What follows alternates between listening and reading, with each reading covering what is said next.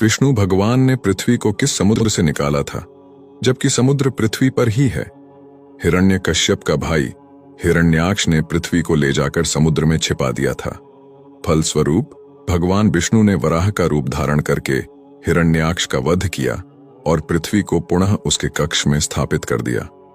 इस बात को आज के युग में एक दंतकथा के रूप में लिया जाता था। लोगों का ऐसा मानना था कि यह सरासर गलत और मनगढ़ंत कहानी है, लेकिन नासा के एक खोज के अनुसार खगोल विज्ञान की 2 टीमों ने ब्रह्मांड में अब तक खोजे गए पानी के सबसे बड़े और सबसे दूर के जलाशय की खोज की है। उस जलाशय का पानी हमारी पृथ्वी के समुद्र के 140 खरब गुना पानी के बराबर है, जो 12 बिलियन से अधिक प्रकाश वर्ष दूर है।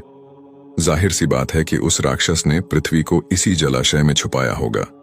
इसे आप भवसागर भी कह सकते हैं, क्योंकि हिंदू शास्त्र में भवसागर का वर्णन किया गया है।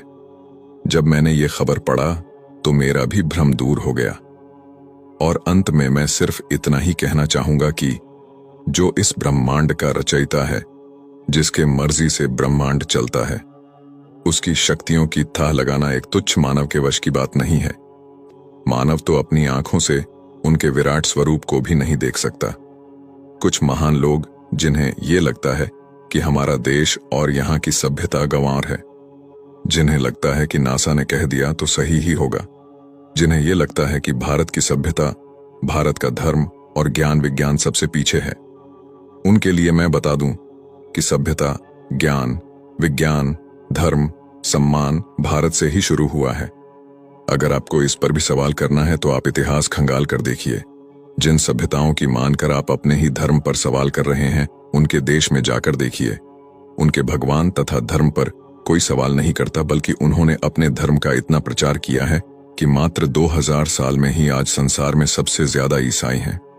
और आप जैसे बुद्धिजीवी सेकुलरों का धर्म परिवर्तन कराते हैं। और आप ही हैं जो खुद अपने ही देश और धर्म पर सवाल करते हैं।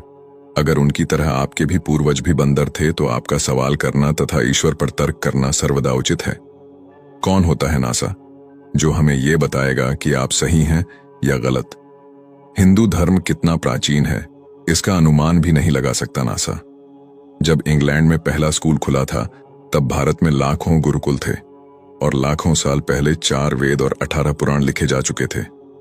जब भारत में प्राचीन राज प्रथा चल रही थी, तब ये लोग कपड़े पहनना भी नहीं जानते थे। तुलसीदास जी ने तब सूर्य के दूरी के बारे में लिख दिया था, जब दुनिया को दूरी के बारे में ज्ञान ही नहीं था। खगोल शास्त्र के सबसे बड़े वैज्ञानिक आर्यभट्ट, जो भारत के थे, उन्होंने दुनिया को इस बात से अवगत कराया कि ब्रह्मांड क्या है, पृथ्वी का आकार और व्यास कितना है।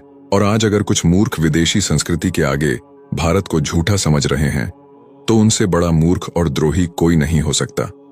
दिन और रात का सही समय पर होना, सही समय पर सूर्य अस्त और उदय होना, पेड़ पौधे, अणु परमाणु तथा मनुष्य की मस्तिष्क की कार्यशैली का ठीक ढंग से चलना, ये अनायास ही नहीं हो रहा है।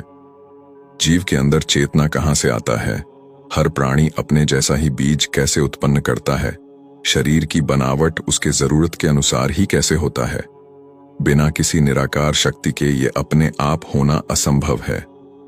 जय श्री राम, जय सनातन धर्म।